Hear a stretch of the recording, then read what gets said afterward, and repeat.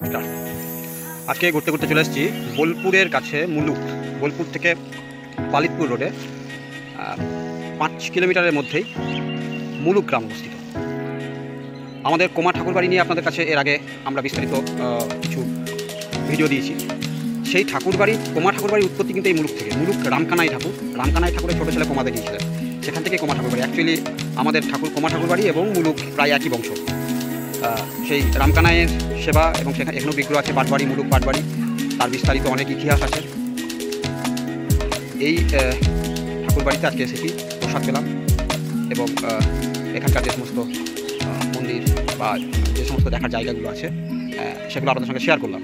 পাশাপাশি এখানে ওই গোষ্ঠ উৎসবে, গোষ্ঠের সময় যখন একটা বড় করে উৎসব হয়, সেই সময় মেলা বসে এবং এখানে বাৎসরিক যে উৎসব, বেশ প্রধান উৎসব গোষ্ঠ। এছাড়াও দোল, জন্মাষ্টমী, রাস, ছোটো করে উৎসব হয়েই থাকে। আমরা সেই মুলুক পাটবাড়ি দর্শন করছি। আপনারা শুনতেই পেলেন, আমরা এখন এসেছি মুলুক ঠাকুরবাড়ি। ধনঞ্জয় পণ্ডিতের বংশধরদের তৃতীয় বংশধর কানুরাম ঠাকুর বা রামকানাই ঠাকুর দ্বারা প্রতিষ্ঠিত এই মুলুক ঠাকুরবাড়ি।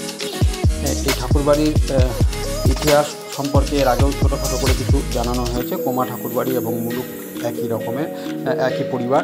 আর তো এখানকার মন্দির, বিগ্রহ এবং এখানকার যে পারিপার্শ্বিক পরিস্থিতি সবই আপনাদেরকে দেখাচ্ছি।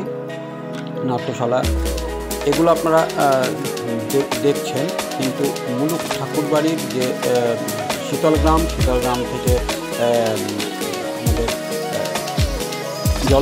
জলন্দি হয়ে মুলুক থেকে কোমা, এইভাবে পরপর করে পাটবাড়িগুলো ধনঞ্জয় পণ্ডিতের বংশধররা তৈরি হয়েছে। তাদের মধ্যে অন্যতম কানুরাম ঠাকুর, তার দ্বারা প্রতিষ্ঠিত এই মুলুক ঠাকুরবাড়ি। এখানে কানুরাম ঠাকুরকে রামকানাই ঠাকুর রূপে যে মূর্তি বিগ্রহ দেখতে পাচ্ছেন পূজিত হয়। 12 মাস সেবা হয় এবং সেবা পরিচালিত হয় সেবায়ের দ্বারা। এখানকার একটা ট্রাস্ট বোর্ড আছে, এই ট্রাস্ট এই অনুষ্ঠান পরিচালনা করে। এগুলো আপনাদের সঙ্গে শেয়ার করছি। এখানে একটা তমাল গাছ আছে, যে তমাল গাছটা স্বয়ং রামকানাই ঠাকুর নিয়ে এসেছিলেন বৃন্দাবন থেকে এবং এখানে রোপণ করেছিলেন, যে আজও স্থায়ী হয়ে আছে। দুর্গা পুজোর সময় এখানে অপরাজিতা পূজিত হয়, অপরাজিতা দেবী পূজিত হয়, অপরাজিতার মন্দির আছে। এরপরে একটা দেখতে পাবেন ভাতকাঠি। অ্যাকচুয়ালি কানুরাম ঠাকুরের কন্যা ভাত রান্না করার হাতা হিসেবে যে কাঠটাকে ব্যবহার করতেন, সেই কাঠটিকে এখানে পুঁতে দিয়েছিলেন। সেখান থেকে এই অশ্বত্থ গাছটি হয়ে আছে, তাই এটাকে ভাতকাঠি হিসাবে পরিচিত হয়ে আছে। মন্দিরের বাইরে আছে শিব মন্দির, সেই শিব মন্দিরও আমরা দেখছি। এইভাবেই আমরা পাশাপাশি অনেক জায়গা দেখাবো, যেখানে যে জায়গাগুলো আপনারা কেউ দেখেননি সেই জায়গাগুলো আমরা দেখাবো।